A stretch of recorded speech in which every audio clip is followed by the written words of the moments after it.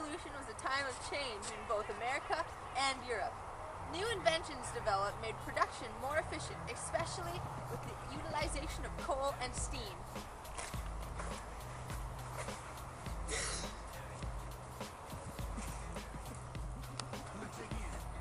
It is largely accepted that the Industrial Revolution took roots in the second half of the 18th century in Great Britain. A century later, Great Britain's thunder got stolen by Germany and the United States.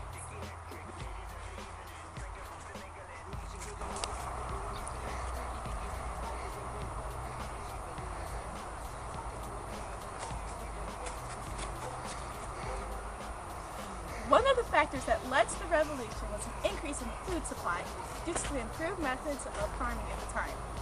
This resulted in Britain being able to feed more people at lower prices with less labor.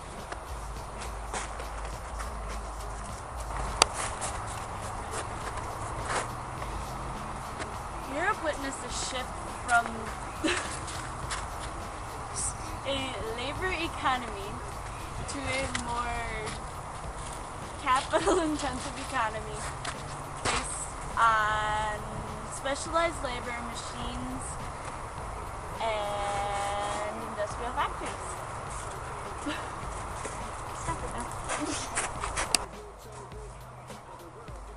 Another reason was the growing population, which provided a solid labor force for the factories.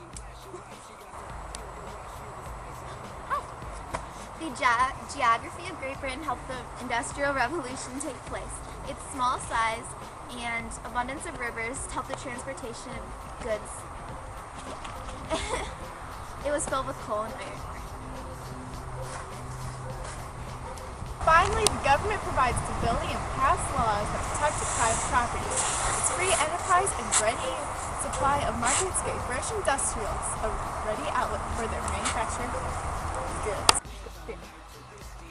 Britain had a great banking system which had the British reliant on paper currency. The ready supply of capital helped to create investments in machines and factories. That was boring.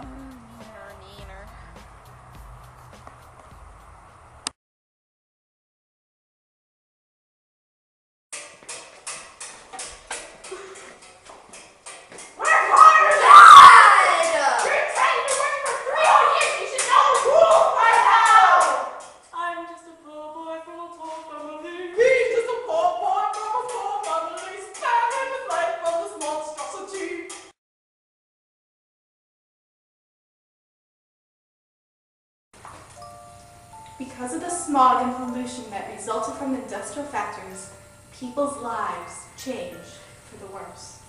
The life in the city was deplorable. It was ridden with rats, bacteria, the plague. It was crowded and unhealthy, much like the factories themselves. The workers lived in harsh conditions, even the women and children, and they were paid very little for their efforts. The wealthy wanted a laissez-faire policy so they could run their factories as they saw fit. Can you believe people lived in these harsh conditions?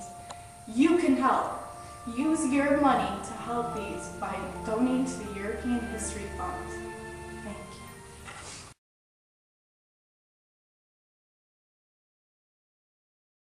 The government reacted positively to the Industrial Revolution and the new innovations, but they implemented policies to protect the workers, sort of.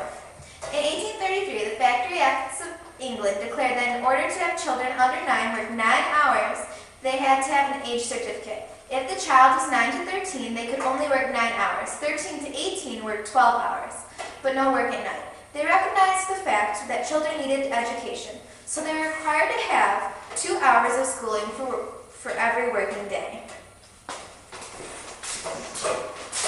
Stop working! You need to learn something! Get it out of your life! The law! Factory inspectors were supposed to check in on the factories, but they seldom did. Get back to there! Not school! Not school! Yeah!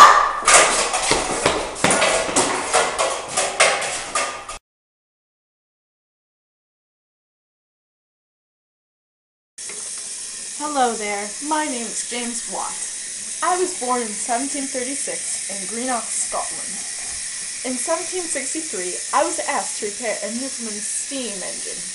I decided to try to make it a more efficient machine by adding a second condenser and steam pipe to the engine. Even though it was expensive to keep up with the rising prices of coal, the steam engine became more efficient and cost-worthy by 1782.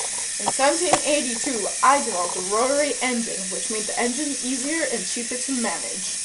The steam engine could also be used for trains, ships, spinning, and weaving cotton. In 1819, I died.